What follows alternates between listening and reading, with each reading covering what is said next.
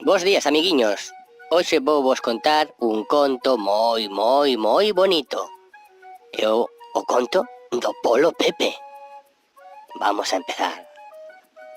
O Polo Pepe come moita cebada. Por iso ten unha enorme barriga. Xigante. O Polo Pepe tamén come moito trigo.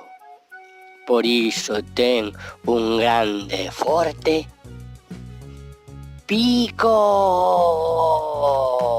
Si, que che vai picar, ten coidado.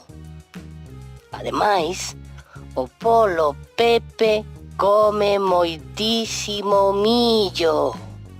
Por iso ten unhas grandes patas, moi grandes, sí. Pero si crees que o Polo Pepe é grande, mira como é, mira a súa mamá. Ui, enorme, xigante, verdade?